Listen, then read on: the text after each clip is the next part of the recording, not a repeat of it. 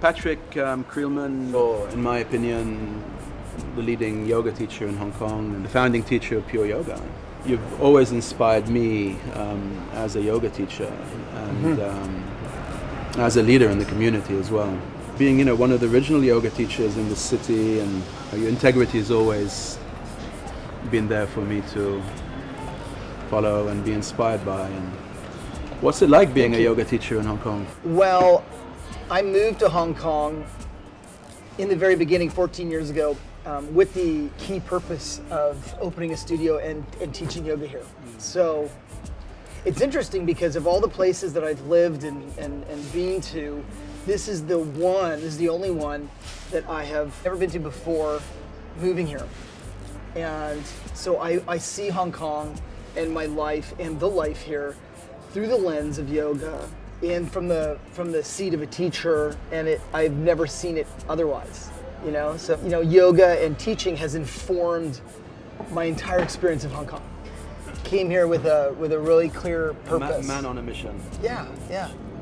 As you said about me inspiring you, it's interesting because having moved here in that role, I found in the first few years I was drawn to people like yourself. Like you and I became friends very soon after I moved here. Yeah, we met at Life Cafe, right? Nope, we met at the fabled Bookworm. That was in 2002. Whoa, okay. There was nothing in the city for us yogis to do. I mean, there was sort of hangover franchise cafes with food we would never eat, and shopping malls. So the fabled Bookworm was told to me by a bunch of people after we opened the studio, and so I made the long trek to Lama. Overseas. That was my first trip to Lama. It was my girlfriend at the time, Paige, and we took a trip to Lama. It was very exciting. First ferry ride, right? And we had to walk down it seemed so adventurous and exciting at the time, going through the little main town and coming around the corner and finding the Bookworm. And it was packed. It was like a Sunday. And came in, sat down, and it was jamming. And there you were with your, afro hair. We both thought, who the hell is that? And I remember you and I kind of locked eyes, and you did the whole who's that? Welcome to Bookworm Cafe. Yeah. But it was an interesting time, that whole period, because as I said, I felt as I came here with such a clear purpose, I find when you're connected to your purpose, people recognize you more clearly. And so like-minded people are able to identify and connect. And much like you and I did. And in those first few years, I made some of my strongest relationships, which have stayed true. And you're one of the primary ones, What's it like to be a leader? You clearly have the attention of hundreds, if not thousands, of students in Hong Kong. And, your class isn't just about a yoga class. Your class is an experience. It's... you sit there and you share your wisdom. It's a good question, and it's a common question. But when you ask it, it's a different question because I will answer it from my experience. But before I do, your description of a leader and your questions of what it's like begs the question back to you because you have played such a significant role in Hong Kong over the last 20 years.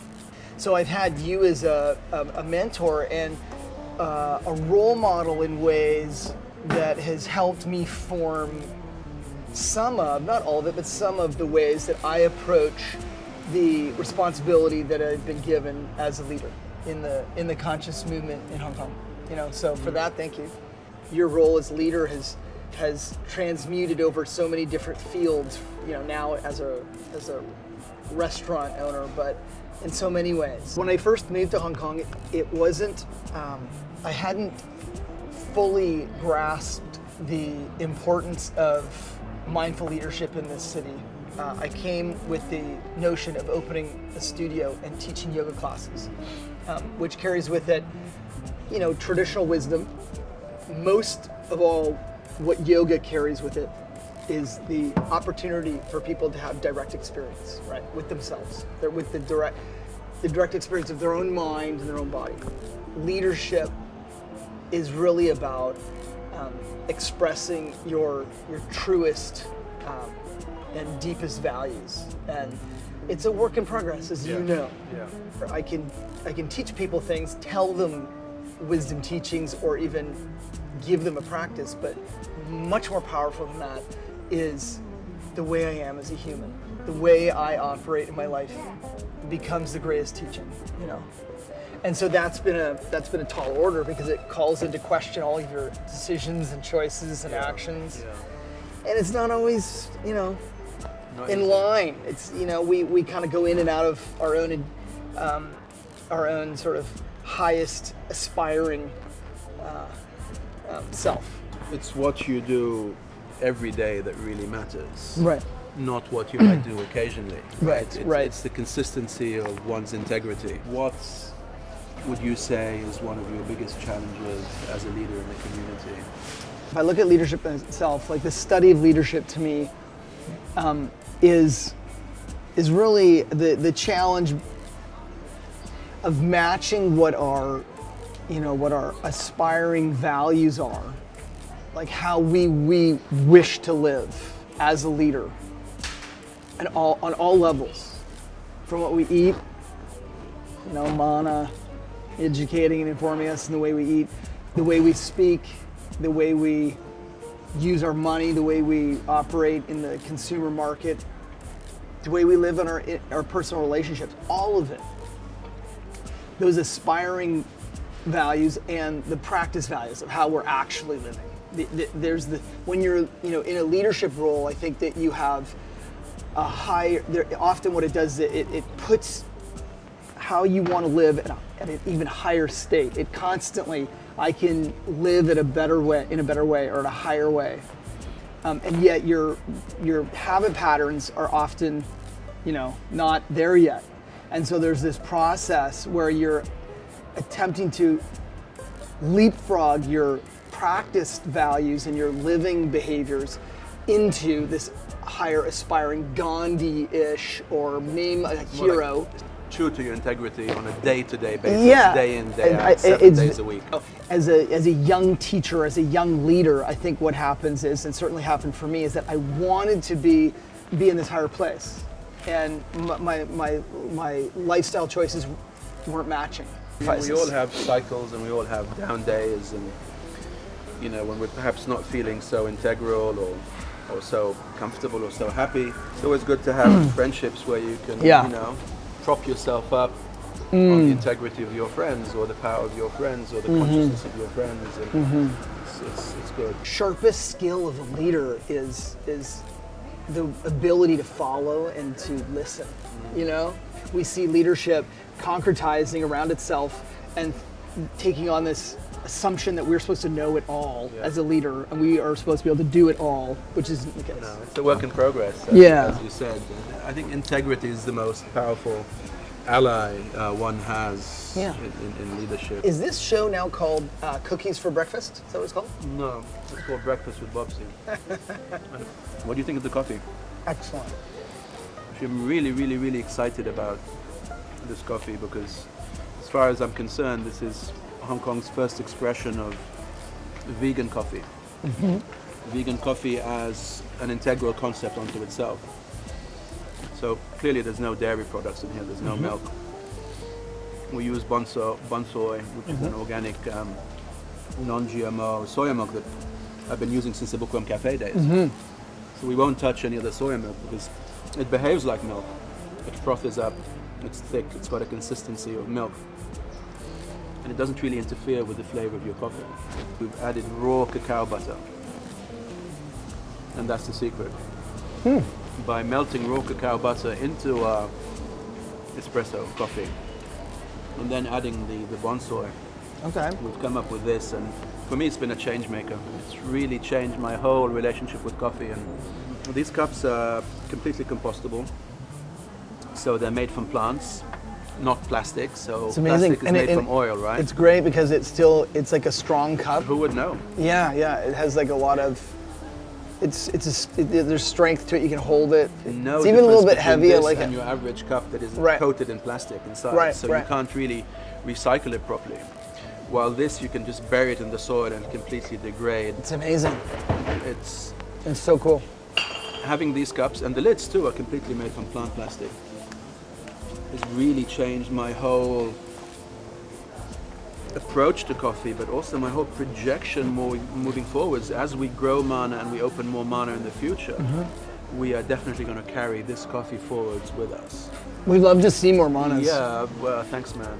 It really deeply saddens me when I see people putting coffee lids on their cup, sitting on the table, taking the coffee lid out, just putting it there and then drinking their coffee.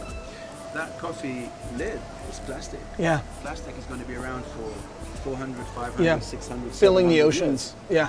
years. Is it necessary to have a cup every time you order a coffee? Right. Okay, you're running to True. the office, you're running to catch a taxi, fine, put a lid on it. You Use it can't, better, when- move to plant plastics. You go to Italy, coffees are poured in a small cup, as we know, macchiato, and it's porcelain. Even in a takeaway cafe, it's like you do your coffee and then you go. You take a moment to actually drink it. You don't run away with it. So I've always thought lids kind of kill the coffee, but what you're saying is the lids actually kill the earth. Absolutely. Yeah. Leaving 500 years of damage behind. Right. It just doesn't equate, it doesn't make sense. And in Mana, we put our environmental ethos or our values first. All the packaging will either be compostable or biodegradable. And we're trying to be a minimum waste operation and with zero food waste. So by food Zero waste, food waste. yeah, by Amazing. food waste I mean all the scraps, the leftovers. So if we don't finish any of our food, it gets collected in the compost. Okay. And then we have 5 deliveries a week in our own Mana mobile from all the Manas and our production kitchens, all the way to the Hong Kong farms, to the Hong Kong farming community. Great. We actually give them good, clean compost, vegan compost, plant-based Wow. compost, which is the farmer's best gift. And this compost, with that compost, they create soil, good soil. So it's all about nurturing good, healthy soil. Good soil means good vegetables, good fruits, good crops. Businesses that are built on values, not only profit. You can identify businesses in Hong Kong so quickly that are based on not just a good idea, all businesses start from an idea, but that are carried forward with some values, some kind of integrity, individual integrity from within, where most aren't. Most quickly devolve into increasing profit, increasing volume of profit. Yeah. But you've consistently developed a variety of F&B businesses that have been built off of your personal values. And so each business like this one, like Life Cafe, like Bookworm, they all have like an X factor, that isn't measurable by our familiar, quantifiers. The community. Business as unusual. Yeah, right, right. Mana Cafe, I think, more than anything else, especially the original one, it really informed the central community about values in that level of our life, which is, takeaway food, quick lunches, but seeing how you didn't have to just feed your desire to eat tasty food, you could live an experience where your aspiring values and your practical values matched. Everyone wants to be more environmentally friendly. Everyone wants to have a fast, tasty lunch. Everyone wants organic food, and it all matched at Mana. And so it was that was a big shifter for the community. It was a mind change. Yes, global mind change. Still is, biggest challenge is how do you operate an environmentally conscious F&B establishment without ever compromising your values and principles. Very hard. Especially in a city like Hong Kong, because the infrastructure doesn't exist. there's nowhere where you can take your compost. So we've had to reinvent the wheel. That's a big part of the process of becoming a leader. I like to think of that as the process of maturation, even as a human, as an adult. Because, as you said, as a leader, we use the term, we stick our neck out, which what that means is that we're vulnerable. Like the idea of your neck, you're vulnerable, as in old times to death. Yep.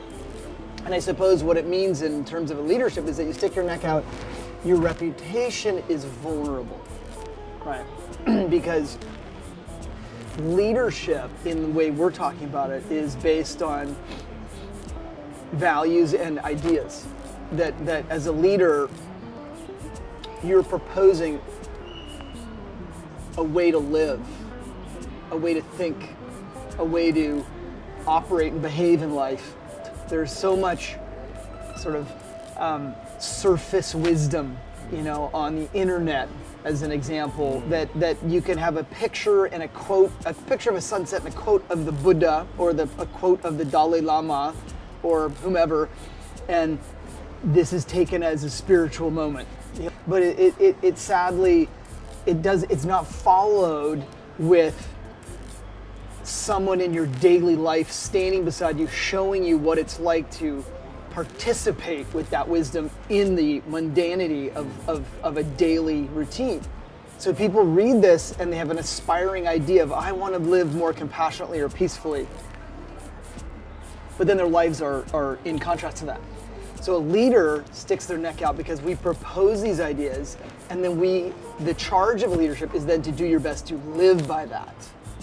And that will always come under scrutiny. There'll be moments when the peaceful warrior is pissed off because the coffee's cold, and then someone will claim hypocrisy. Yes. Right? The fabled yoga teacher or environmental warrior, I saw he or she was, screaming and yelling at the person who budged in front of them in line. Everyone is human, and there's so many different levels of life. I think real leadership is saying, I believe this to be true, this way of living is better, and I am trying to live this way, and I encourage you to as well. Yeah. Without saying, I am this way, you should be like me. Because leadership is like a teacher is not the teaching. Being a yogi in the ashram, Yeah. or being a yogi in the cave in the Himalayas, is Those one thing. weren't those good days though, in the caves. Is one thing. Yes. But being a yogi or a leader or a warrior down here in Babylon, day in, day out, is a whole other ball game altogether. And I think that, when we choose to live in a place like Hong Kong, or live very much in the material world, which is what I think we're talking about. The idea of Babylon, this material, consumer-driven lifestyle. Yeah. We have to be willing to, I think there's three main pieces for me. One is, we have to have a mentor or a teacher. We can't follow our own mind as the teacher. We can't. I think that we need mentors or peers. When I say teacher, we need someone that we're willing to look to as an inspiration, even if it's only in one part of our life. It doesn't have to be someone who's a perfect being, but someone who has one part of their life inspires us. We have to have healthy and consistent self-reflection. And I think in the bigness of a city like Hong Kong, and the Babylon idea, we're dragged out of self-reflection and constantly invited into external engagement. So therefore, a yoga studio becomes a primary venue for self-reflection. You have to consistently renounce things and give things up. You have to make concessions and sacrifices because our desires are fed in this city. Desires for accumulation. And I don't feel like our values are born or fulfilled by accruing more.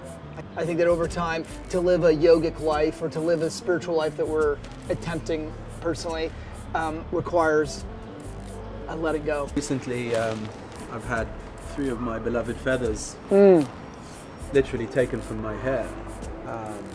And I may have dropped one, but it just reflected my attachments. And also at the Wonder Fruit Festival recently, last November, I had my hat, my beloved hat, which I'd got from Amsterdam and had designed myself. It had 2 feathers in it, and someone took that. Took that? Yeah. Oh. Gone, disappeared. And it brought up my attachment, my like, oh my God, my beautiful hat, my feathers, you know? Not easy to be able to let go of something you're really attached to. But then, you know, that's also a lesson in non-attachment. Yeah, and I guess that's an interesting intersection for all of us. The attachment to things that have real value and meaning, and the accumulation of things that don't have meaning. Like, I don't think that we're intending to give up everything, you know? To have a cherished feather that has meaning and significance is a beautiful thing. Part of our love in life is to things and people and places, which is a wonderful part of life. I suppose it's just in order to create healthy relationships to things, we have to give up other things, because too much stuff dilutes any kind of appreciation to anything else. Yeah, agreed. Yeah. You may be aware of this book here that happens to be sitting at our table, Global Mind Change by the late Willis Harman, who was the head of the Noetic Sciences for 20 years. And I was very fortunate to have found, discovered, or given this book back in the late 80s. Back in late 88, early 89. This book, through serendipity, landed on my lap, and I began to read it, and everything in this book has come to pass. Everything. And this book was written, you know, almost 30 years ago. And it talks about the fundamental underlying pinnings of this shift in consciousness, or this global mind change, if you like, this transformation that humanity has been going through for quite some time. We talk about a shift in paradigm, a shift in how we view the world. And this book was deliberately kept small and simple, but boy did it transform me. If you talk about books that changed your life, here is one, perhaps the only one, that's really transformed me and given me the awareness and the insight into why people change, when they change, how they change. And I suppose I'm talking about what initially they called the human potential movement. Later that grew into the New Age, and you know, it's brought us to where we are today. And what's your feeling about the shift that, you know, we seem to be going through collectively as a humanity? But I think it's been going on for a long time. I just think it's taken more of a front seat. You know, I looked recently. There's a famous Canadian ecologist named David Suzuki, whom you know. Yeah. Respect. Yeah, one of Canada's greats. And his daughter went to the climate conference, you know, the global climate. In Paris? Nope. There's a video that you can see on YouTube where she's speaking to the panel or whatever, and talking much about the impact of industry on the environment and so forth. And it's maybe 10 minutes, and it is so striking and so sharp and so on point for the moment of life right now. And it was filmed in 1986. You don't know it until the very end. Whoa. So you're listening, and it's like, she's speaking about the button 86. Issues right now. And then Oslo, Norway. I can't remember. And then at the end, it's like, this was filmed in 1986. Ooh. So it's like shocking, much like you're saying, 30 years ago, these brilliant minds had already seen what was going on. Yeah. So now I feel like we're catching up to that. We're catching a glimpse of the rapid change. And sadly, what they saw then, this writer and David Suzuki's daughter, what they saw then were the changes that we weren't aware of, the peripheral changes that now we see as, I mean, can we hear any more about the rising of levels of the oceans, or the decline of the ice fields? I mean, we're kind of stuck in this moment where it feels like we can do nothing. It's beyond our one person's ability to make a change. It's almost as if we're in denial. I suppose so.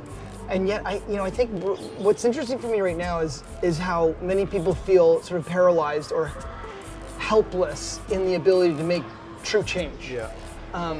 Because I think it's now more about the human, the transformation of the human, like you after reading that, than it is about stopping the ecological degradation. Although that is a big part as well, changing the karmic implications of each human's mindset and their motivations for life.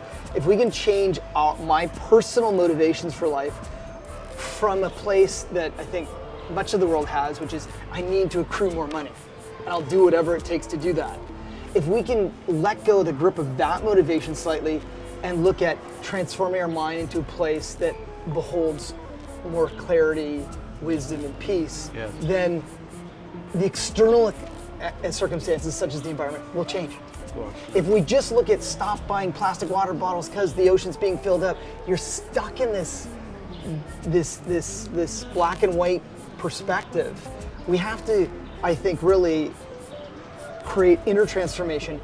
Then our behaviors change anyway. So the moment you become aware of rubbish, Right. you start to see it everywhere. Right. But if you're not aware of rubbish, you won't see it even if it lands on your lap. Right. To as a materialism paradigm or a materialism worldview, which humanity has been living for at least the last 600 years. That's the dominant worldview where we see everything as material or as matter. So Yeah. the building blocks of our universe are particles, atoms, Right. molecules, and so on and so forth. So it's a perception that we live in a universe that is material. Right. But the shift, the transformation that we've been going through, and I've been aware of it for at least 25 years, but it's been a transformation that's been happening for quite some time now, and the poets and the philosophers have been talking about this. It's a shift or a transformation from a materialism worldview into a holistic worldview, where we see the building block of the universe made out of energy or spirit, non-material. And this is a transformational insight or a transformational paradigm where us and the universe or us and Mother Nature are interconnected. There is no separation if you look at the world from Yeah. a holistic spiritual perspective. Yeah, yeah. Therefore, of course, why would you want to pollute the rivers, the oceans, the waters? Why would you want to pollute the air we breathe? Right. Why would you want to contaminate the food we ate? Right. You just wouldn't, because Right. you are aware of the interconnectedness Right. between all of humanity and all of creation, and in fact the universe. And this for me has been the game changer, and Willis Harman, through his very simple book, Global Mind Change, gave me that deep, deep insight. It's not because humans are evil or misguided, or it's just because they are born into a worldview that's given to them, inherited from their parents and their great-great-great-grandparents. Seldom is this worldview questioned. But I know you've questioned this worldview, as so many other people have, and there is another way. There is a more holistic, more spiritual, more conscious way where we tread much more lightly on the earth. And this has been my driving, it's my compass, if you like, and I've founded Mana on these values and principles, and tried to apply it to business in Hong Kong. Well said.